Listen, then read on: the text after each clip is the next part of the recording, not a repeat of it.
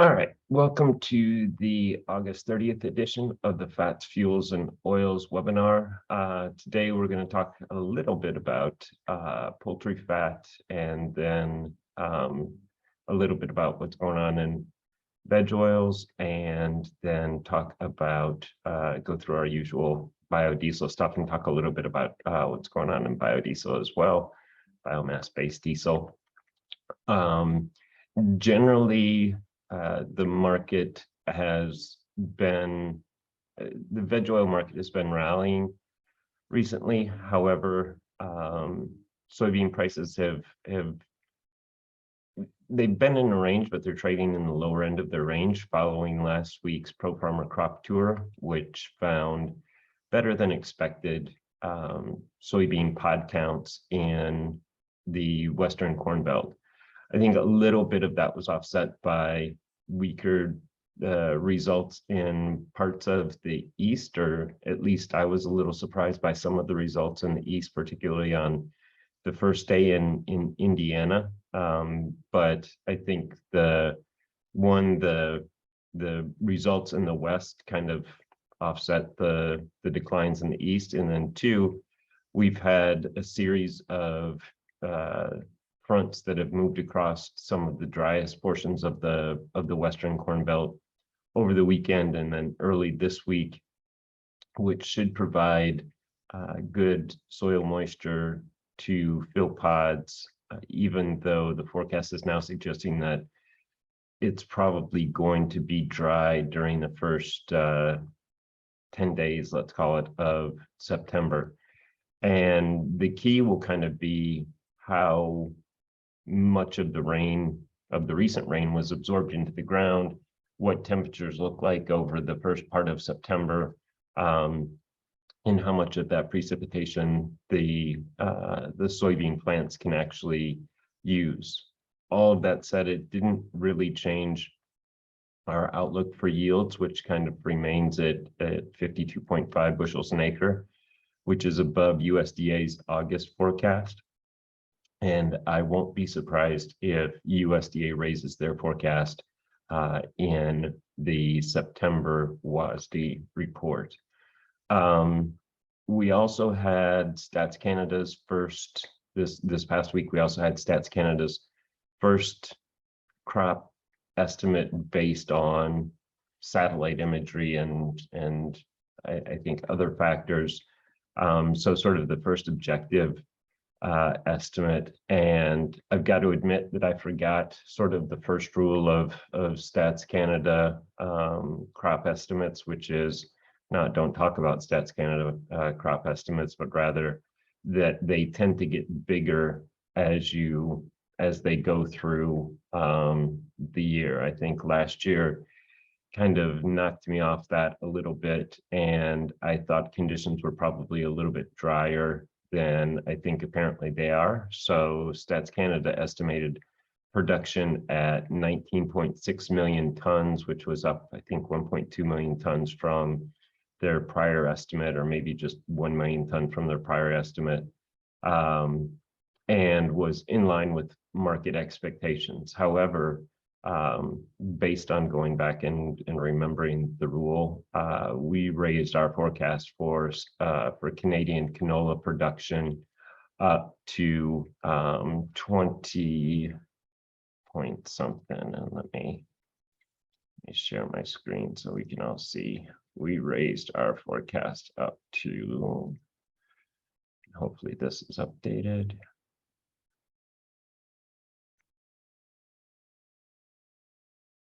Oh, I don't know what's going on here. That is, wow, that's very different. Oh, I apologize for this. I don't know what has happened here. So one, this looks like old data because it says 20 million tons and not the lower or the higher. That's unusual. I haven't seen that one before. So apologies. I will get that fixed and look at it, make sure that it looks correct after I'm done with the call. Either way, I think the point there really is that it's more likely that the Canadian crop gets bigger than it gets smaller.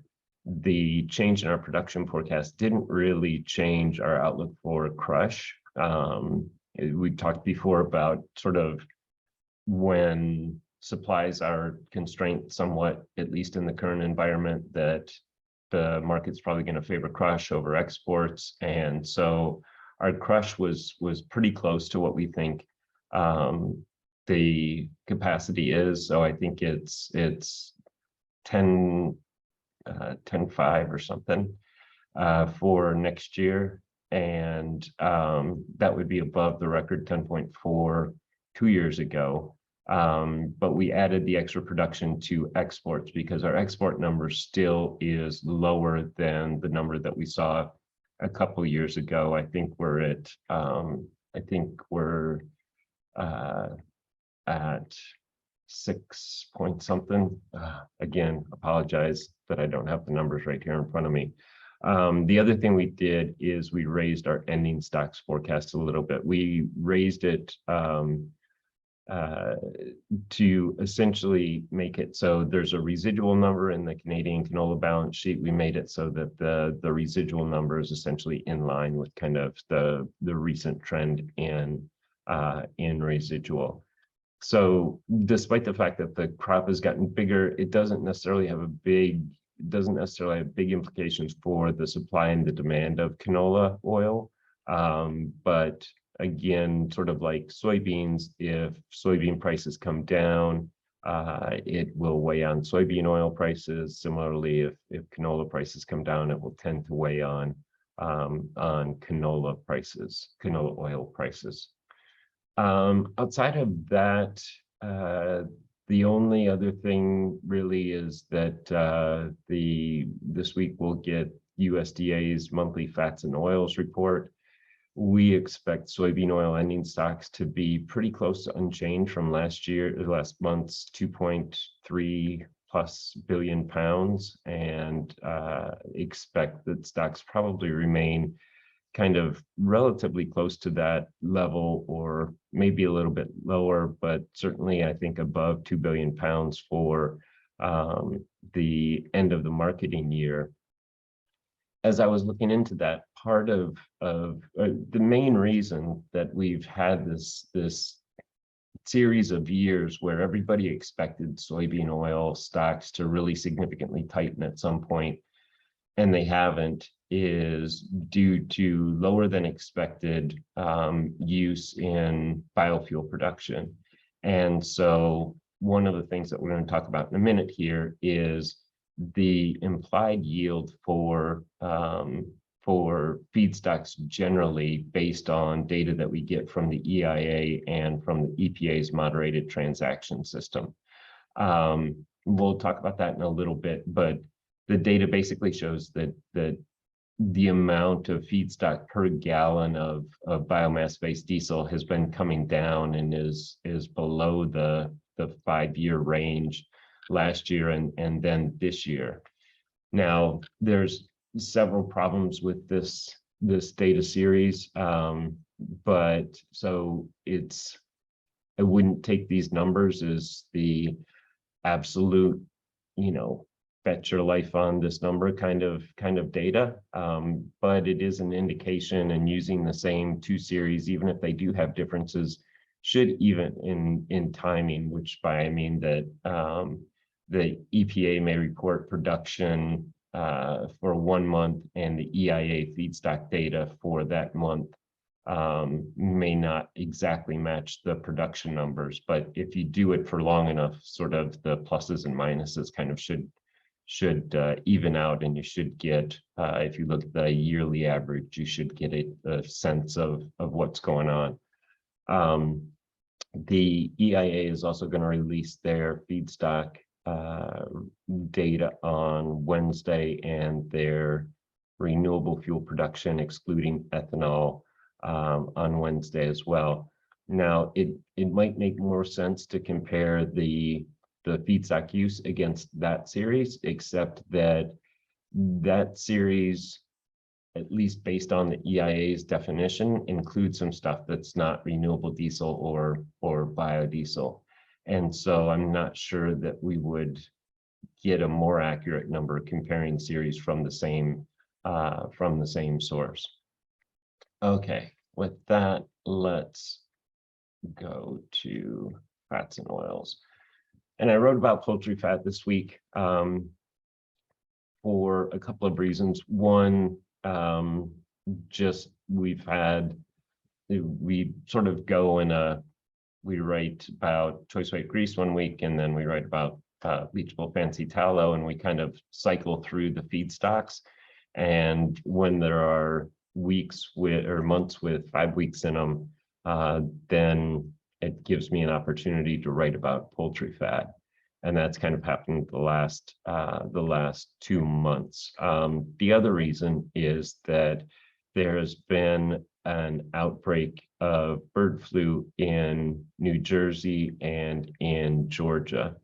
Now, so far, the reports are mostly about vultures, and obviously the New Jersey outbreak isn't that concerning to the poultry industry because there's not a lot of, Pennsylvania is kind of close, and the Amish grow a fair amount of poultry in central Pennsylvania, but that's about as close as you get.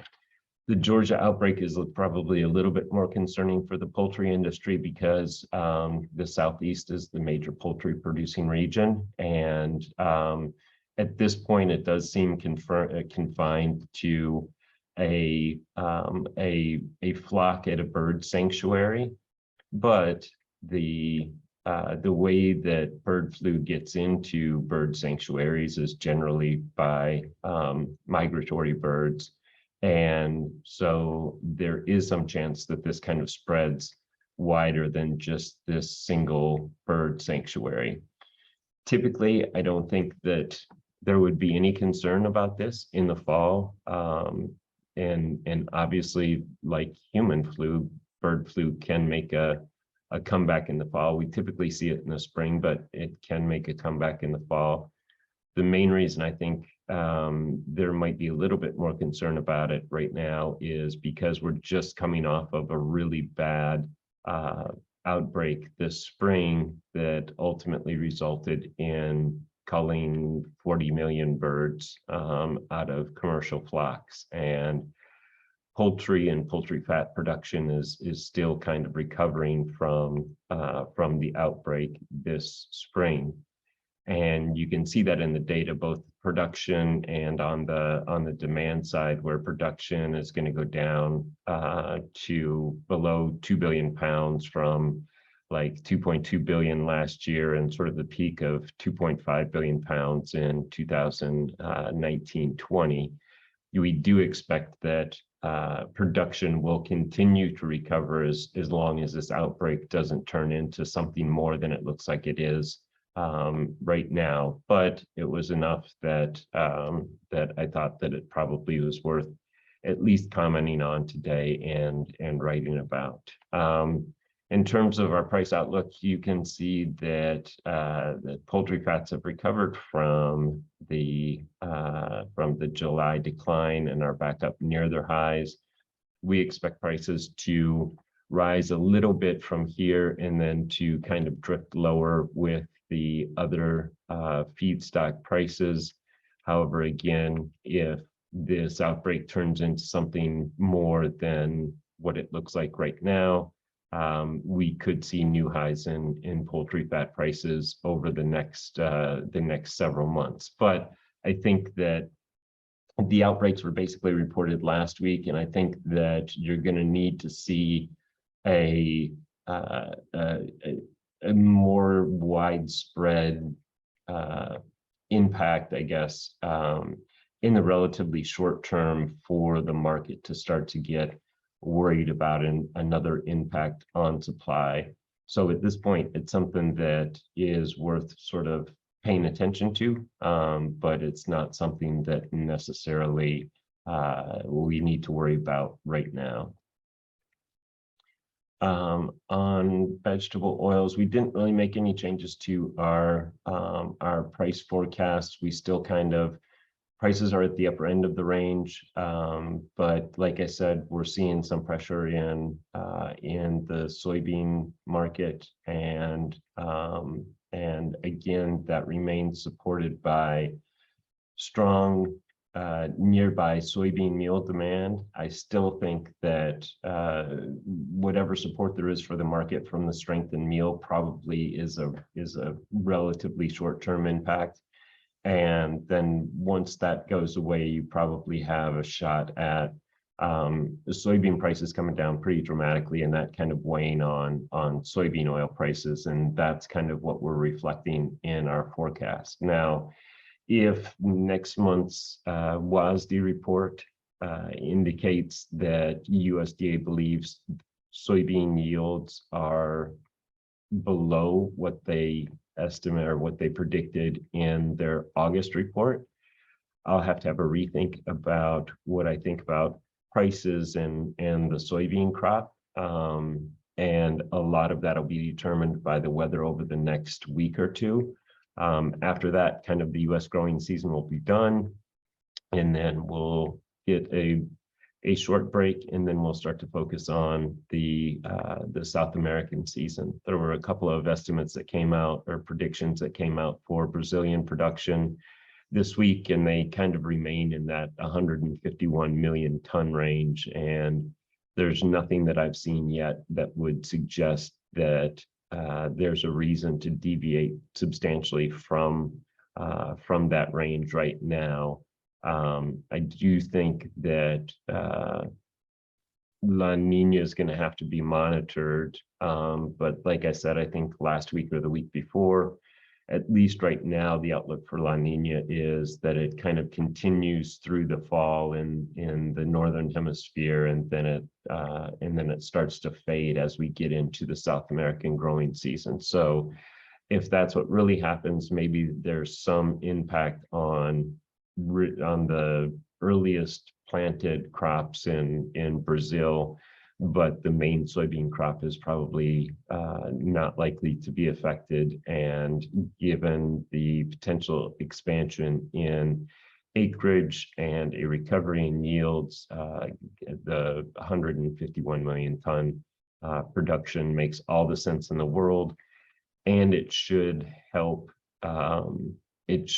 alleviate some of the oilseed shortfall that we have been going through the last couple of years. Now, of course, a recovery in canola production in the US and Canada will also help with that. But I think that the market will really focus on what planting weather in Brazil looks like, and that La Nina forecast, or that ENSO forecast is what it really is, that ENSO forecast for the winter months in the northern hemisphere, and whether La Nina is going to fade away.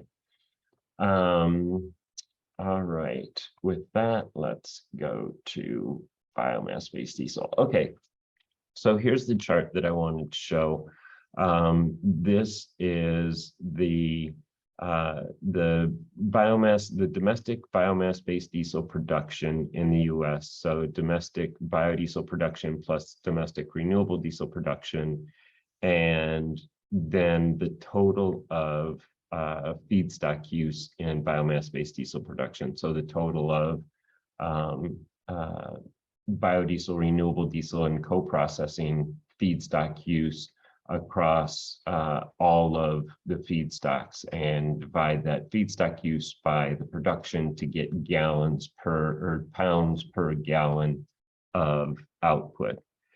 And as you can see, there's a 5-year range, and last year there were, I think, the majority of the months actually set the low end of that 5-year range. And this year we've already had several months that are below that, the lower end of that 5-year range. And right now we're predicting that that there will be several more months where yields remain below the lower end of the 5-year range. Now, one of our, I guess, the most notable forecast that we have, or at least the forecast that we have that we can compare to what USDA thinks, is soybean oil. And we're at 10.2 billion pounds for 21-22, and they're at 10.5 billion pounds for 21-22. So I think their forecast probably, that green dashed line would probably be a little bit closer to the 5-year average, but it's not enough that it certainly would be back in the middle of the range or above the 5-year average. It's not clear to me whether this trend to lower yields or more efficient yields, because it's kind of backwards in biodiesel, is a function of differences in the data sets and timing, or that renewable diesel producers are becoming more efficient in their use of the feedstocks. Just from a very basic level, you would think that because a lot of the new renewable diesel facilities want to use fats and greases as feedstocks, and fat and grease yields for renewable diesel are generally above fat and grease yields for biodiesel or soybean oil for biodiesel or renewable diesel, that that this number should be at or above the 5-year average, not below the 5-year average. And it doesn't make me it doesn't make me question the data, because the data is whatever the data is. But it is sort of a disconnect in the way that I think about this market and the way that we think about what's going to come next in the next year, or the next 2 years, or the next 5 years. It makes it a little bit more difficult to understand, because the yields should be at the very least, I think, around the 5-year average. Even if you assume that renewable diesel facilities are becoming more efficient in their use of feedstocks, the fact that fats and greases are the more favored feedstock should offset at least a portion of that efficiency. So if we think about this in terms of the soybean oil ending stocks, and this is kind of how I got into this, is I was trying to figure out exactly why soybean oil ending stocks have remained stubbornly high, despite the fact that pretty much everybody thought that they would drop substantially below 2 billion pounds in each of the last 2 years. And this kind of explains why that might be happening. If feedstock use is lower because yields are better for whatever reason, then obviously soybean oil use is going to be lower, and ending stocks are going to be higher.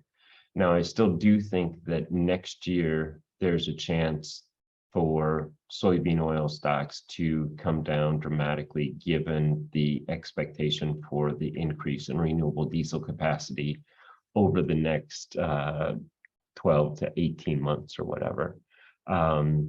But I guess, given what we see with the yields, there has to be some chance that that soybean oil stocks remain higher than we expect.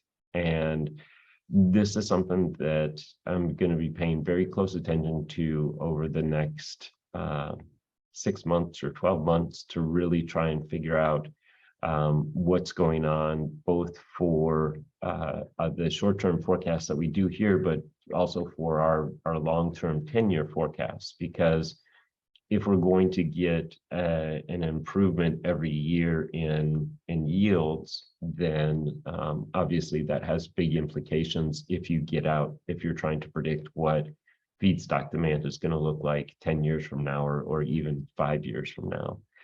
Right now, it just kind of remains a little bit of an unknown as to why this is happening, but it is, and so we kind of have to deal with it. But I thought this was something that was kind of interesting, and as I sort of dig into this and start to get answers or have different thoughts about why it's occurring, I probably will return to this topic periodically and let you know what's going on.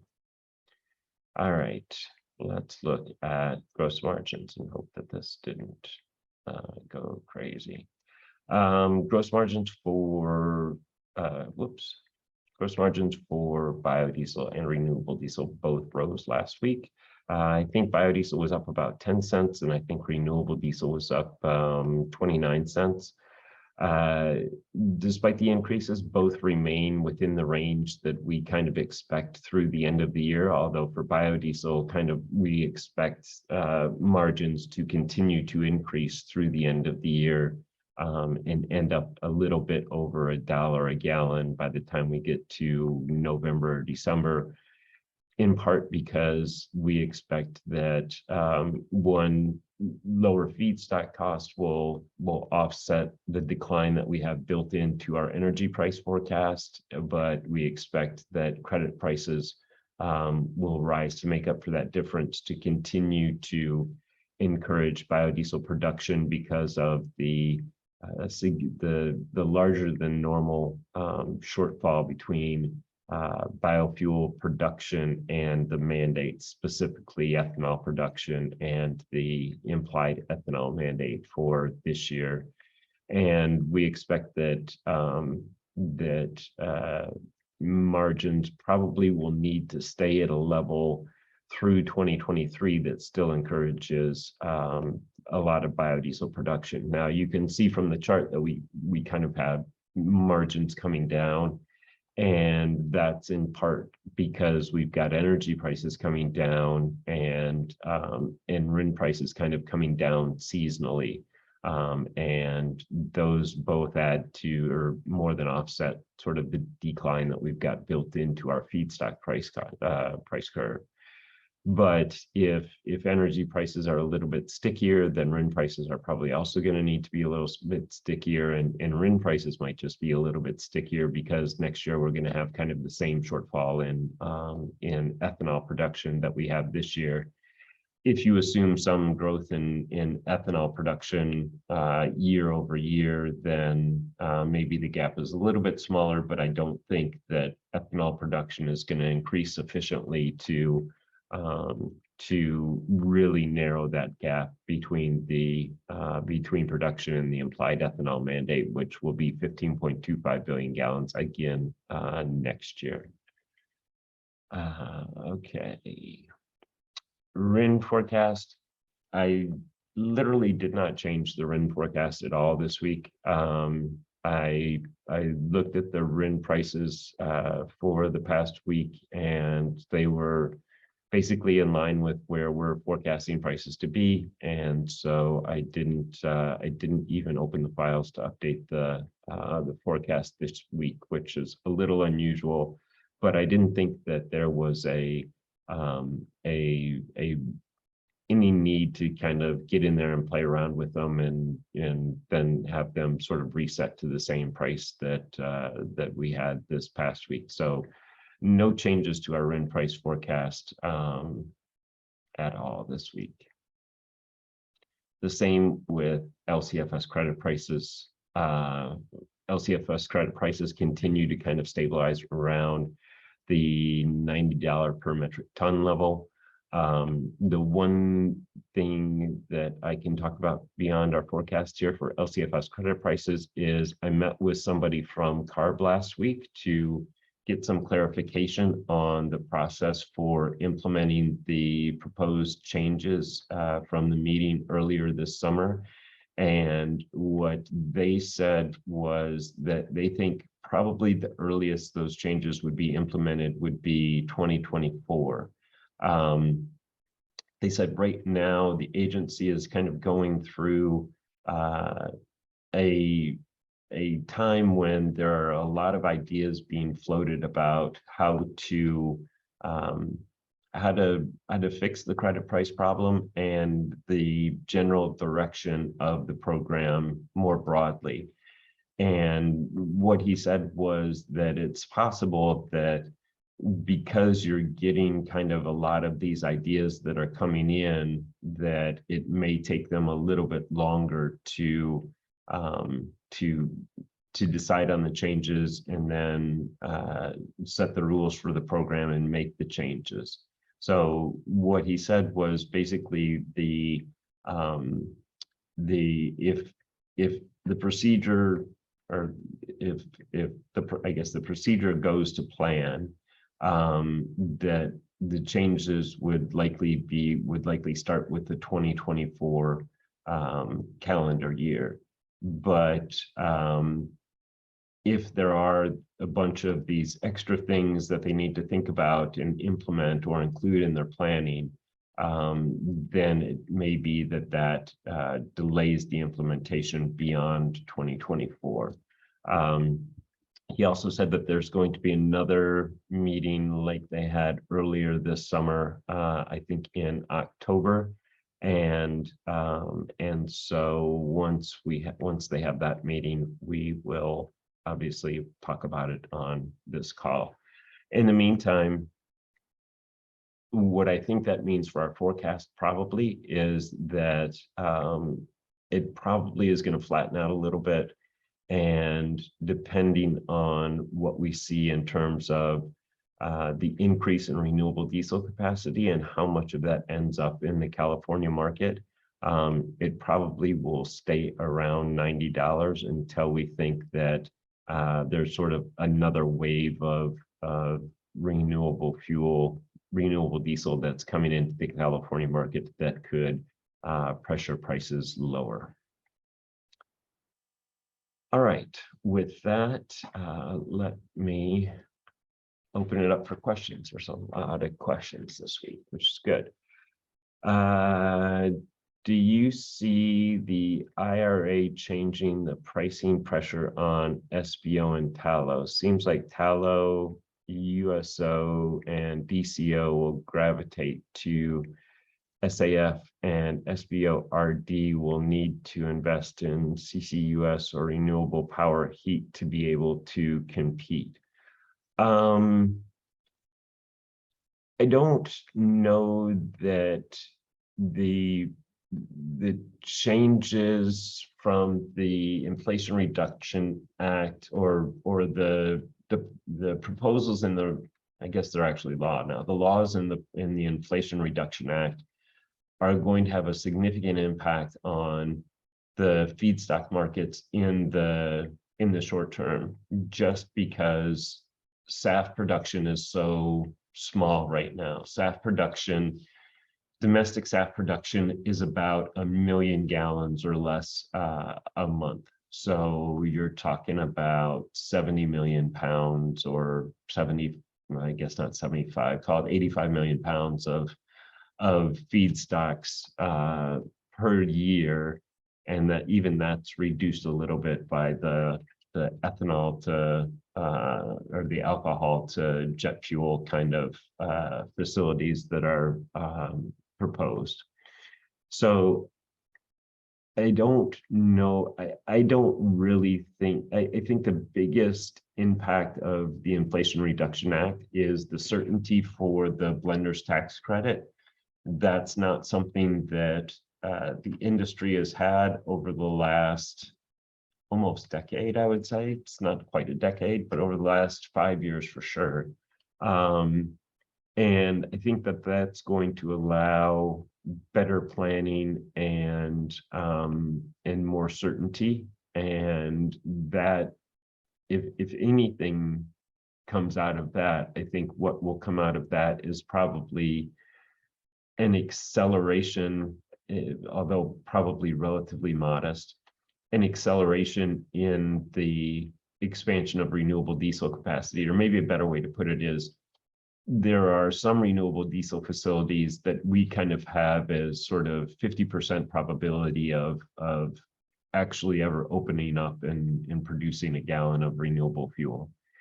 And the certainty that the Inflation Reduction Act provides around the blender's tax credit probably shades that up to 60 or 65% or something like that. I do think that if we think about if we think about this question a little bit different way, so think about this question in terms of what's going on in the LCFS and in Europe, and the idea that governmental policy seems to want to limit the amount of biofuel that's produced from vegetable oil, both because of the food versus fuel debate, but also because the carbon intensity for vegetable oils tends to be higher than it does for fats and greases and other feedstocks.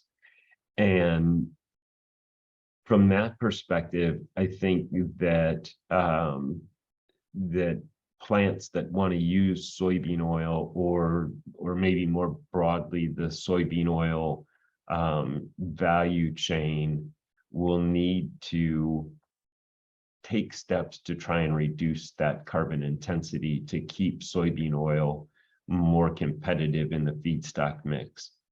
Now, all of that said, there is just simply no way that the US will meet mandate targets without soybean oil.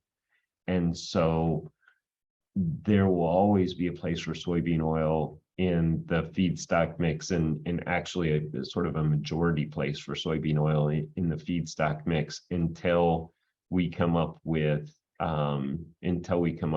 advanced feedstocks like biodiesel from algae or stuff like that, that provides enough volume that soybean oil can be displaced. Now, when we do that, obviously soybean oil and vegetable oils will be one of the first feedstocks to go, both because of the food versus fuel debate, but also because of the carbon intensity.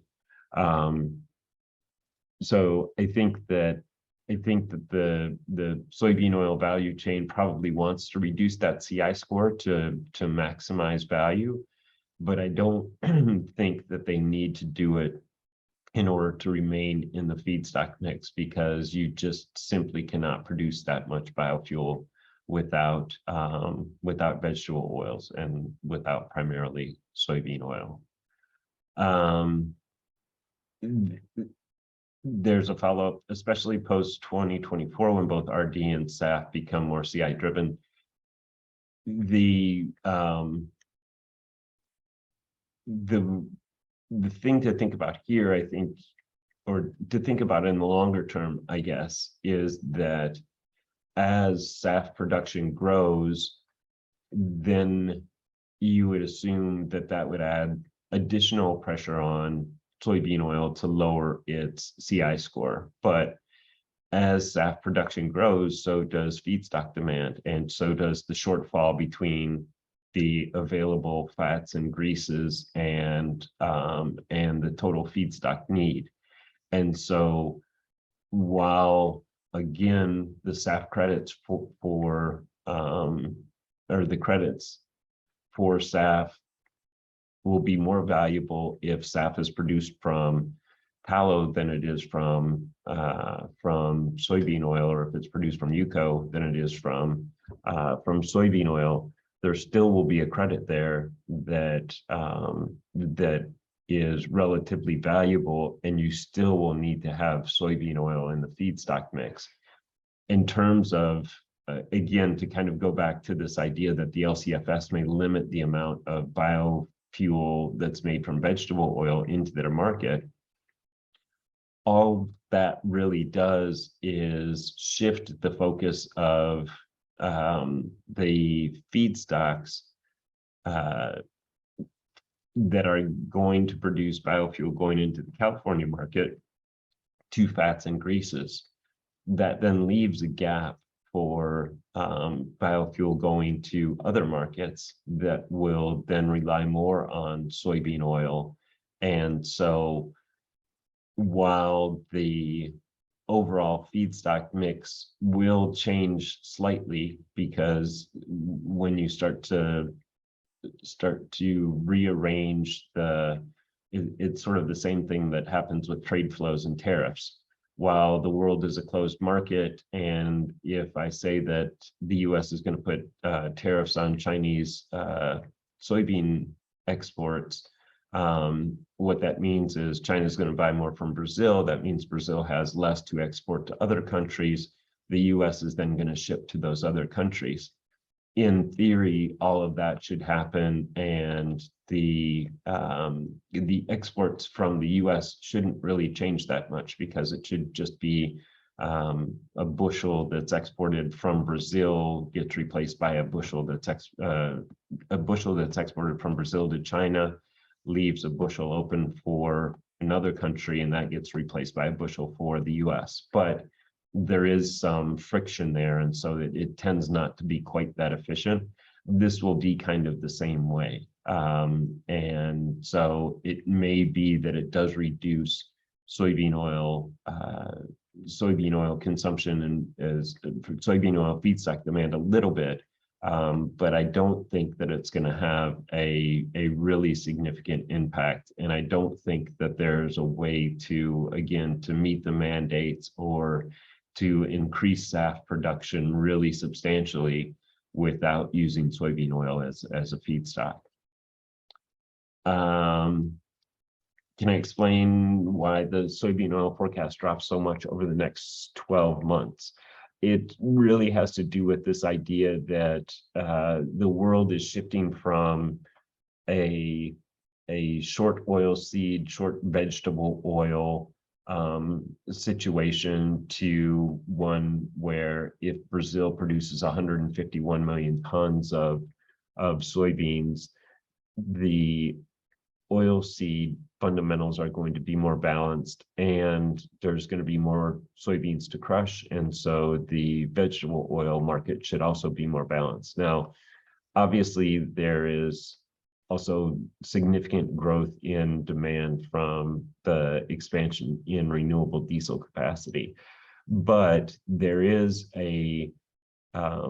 if you look historically, there is sort of a premium that gets put in place when the market is actually short something, right? And so I think just the market getting back into balance will eliminate much of that premium, and because of that, then soybean oil prices are probably going to be lower than they have been, despite the increase in demand. It will be, as we get through the U.S. harvest, I think we'll have a much better sense of what the next 12 months looks like. Right now, we're at not quite maximum uncertainty, because we know essentially what the U.S. crop is going to look like. But we're still dealing with the shortfall. And so I think today's prices are more a function of that than they are of the rise in biofuel demand. I might be wrong on that.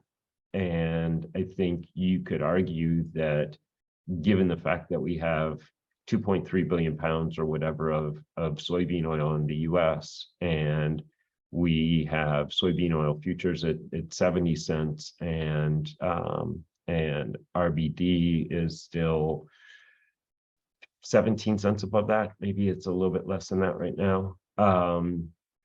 Would suggest that prices are more a function right now of the renewable diesel demand. But I still think that the overall shortfall is playing a larger role in prices where they are right now than that demand, just because obviously that demand isn't sucking up so much soybean oil that we've really tightened up U.S. stocks. I think that I think again we'll see a lot. We'll know a lot more over the next couple of months, and it may be that my forecast changes and moves a little bit higher. But I think that soybean prices are going to come down, and that's going to weigh on soybean oil prices as well. And so I think if soybean prices are at 30 cents or at $13, I think that means that that the fair value for soybean oil is probably 60 cents. And I think if soybean prices fall to $11, I think that that the fair value of soybean oil is probably in the 55 to 60 cent kind of range. So that's kind of how I'm thinking about it. And we'll see what the market has to say about it. And it may be that in a couple of months from now, you can write back and say, yeah, that my forecast has moved a lot higher, and that was completely wrong. But that's at least how I'm thinking about it right now. As the pound of veg oil per gallon of renewable diesel decreases, it means that renewable diesel yields are going up. Am I missing something? No, you got it exactly right. I think of it as kind of a weird thing because it takes more soybean oil to make a gallon of biodiesel. So usually I think of yield in sort of the opposite direction is all, but you're exactly right. The smaller numbers mean that that yields are going up. And if I say it backwards, I apologize. It's just that's the way that it works in my head. I tend to think of yields in sort of the opposite direction. Yeah, you seem to be talking about it as though renewable diesel yields are going down. And again, that's on me because I need to be clear about that. That's just the way that I think about it. Why does Q1 have the least efficient conversion of feedstocks to diesel? You know, I thought that was a little odd too, and it may have to do with the winter feedstock mix.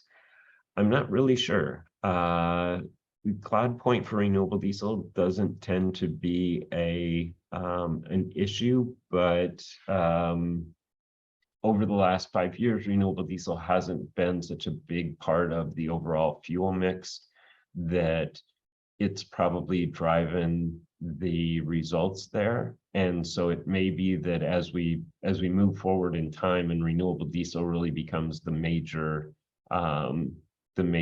production, the major output in the fuel mix, that you see that number come down. But off the top of my head, I don't really have a great answer. It could also be that production is generally lower in January and February than it is for the rest of the year.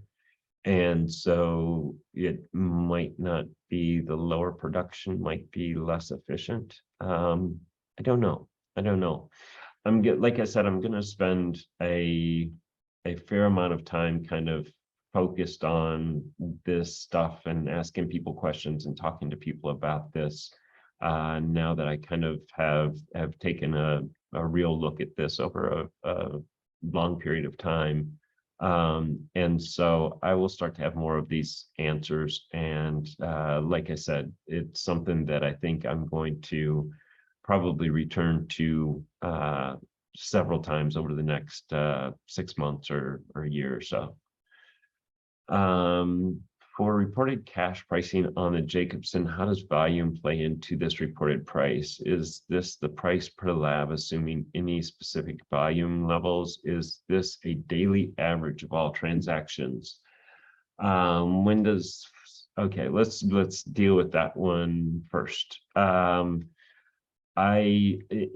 all honesty, I've never done price discovery, so I'm not 100% an expert, and I will follow up with Ryan Standard, who has done price discovery for most of his career, for all of his career actually. But the way that I understand it is that, and some people on this call will know whether this is correct or not immediately because they deal with the price discovery all the time and know the rules better than I do.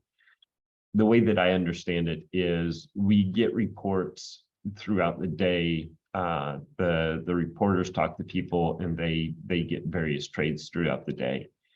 The way that volume plays into the price discovery is that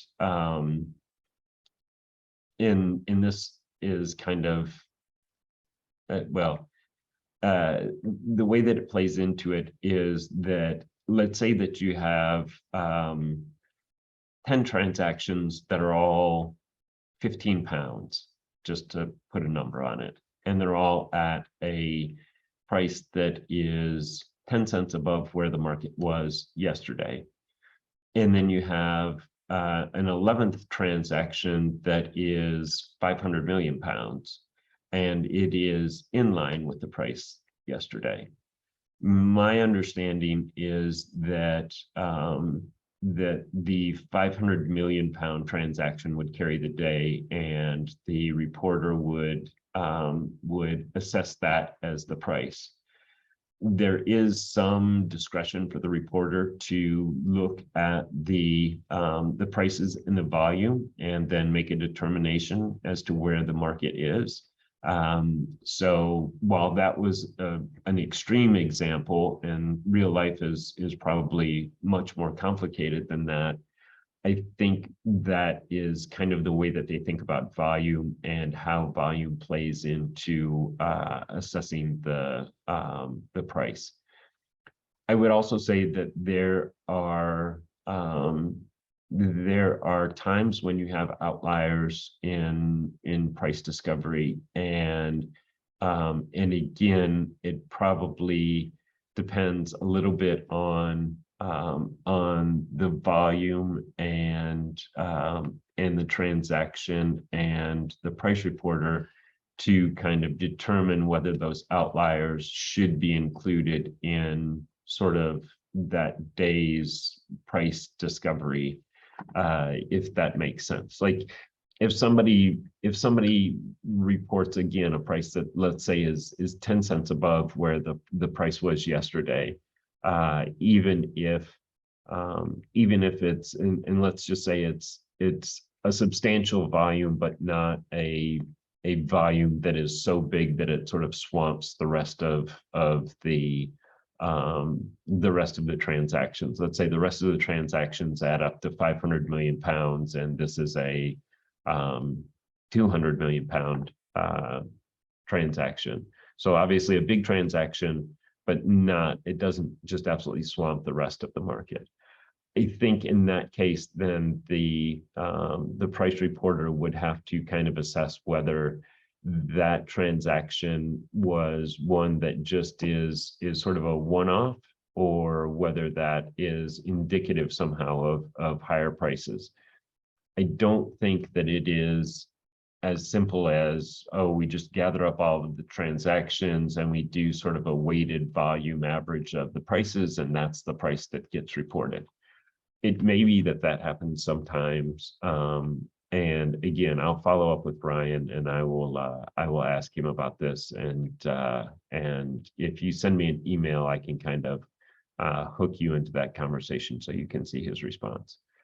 When does soybean forecast begin and end? So the soybean, we don't forecast soybean prices, or we do forecast soybean prices, but we don't put them up on here anyway.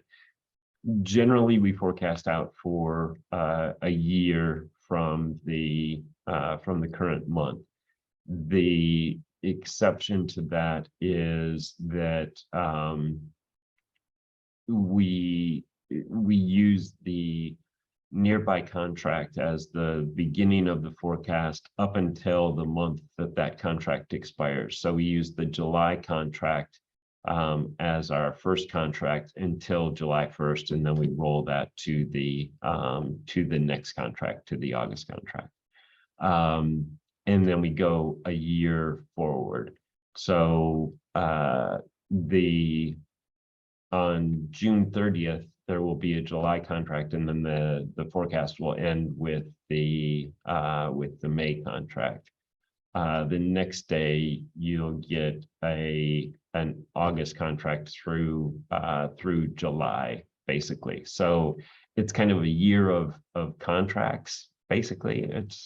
But it's around 12 months. When does soybean harvest begin and end? So soybean harvest typically will start in the Delta pretty quickly. In the next week or so, the soybean harvest should start. I don't have the crop progress report up in front of me right now, but you can look at every week on Monday, USDA publishes a crop progress report, and that will tell you when the soybean harvest actually begins in any given year. But it's typically sort of in early to mid-September, and then it goes through, depending on the weather, it goes through sort of the end of October, maybe. Soybeans are a little bit different than corn. You tend to want to get all of the soybeans in the year that they're grown. For corn, you can actually let corn sort of freeze dry in the field sometimes, and then harvest it the next spring. Are we understanding correctly that 60 to 65% of renewable diesel facilities under development will not open? I would say that is probably I would say that that's probably at the very tip of the pessimistic end of the scale.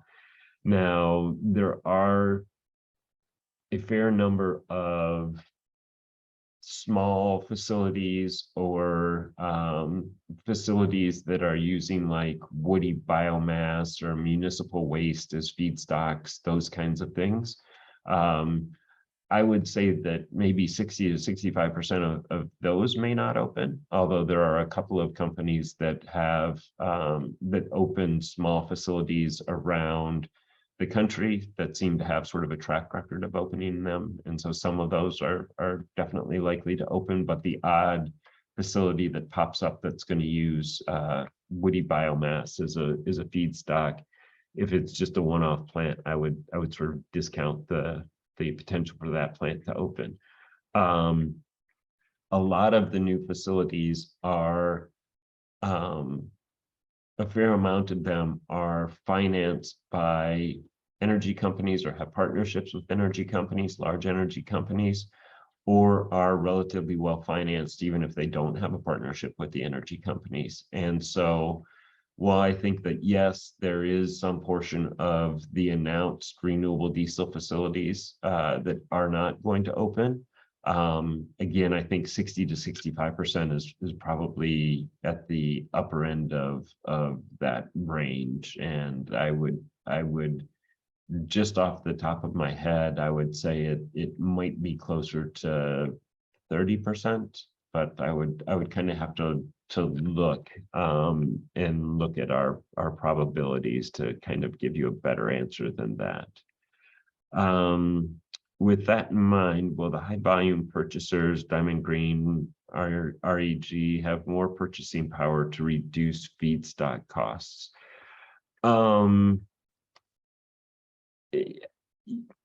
Yeah, and on some level, they probably do have a little bit more power to reduce feedstock costs, maybe against some of their competitors. But you have to remember that that the soybean oil market is 24 billion pounds a year, and the renewable diesel portion, or the biodiesel portion of that, while significant at 10 billion pounds, is smaller than the non-biofuel portion of it. And so the prices are more determined by one, the level of futures, And two, probably the individual buyer's relationship with their relationship manager at the crusher. And then three, the particular supply and demand for that plant at that moment when somebody wants to buy. They probably have a better shot at establishing long-term relationships in some of the feedstocks, and that may give them an advantage.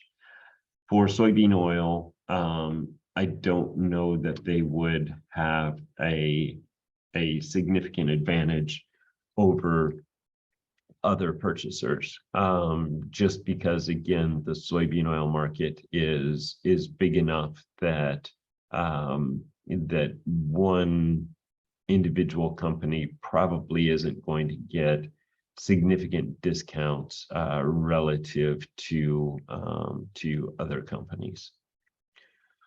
All right, great questions, everybody. That was a record for questions, I think, and a record for me going over time. All right, thank you all so much for attending and for all of the great questions that we got this week. Next week is Memorial Day, and so we won't have the webinar. We will publish the report, but I won't see you for 2 weeks. So I hope that everybody has a great holiday, and I look forward to seeing you when we return. All right. Thanks for attending, everybody. See you in a couple weeks.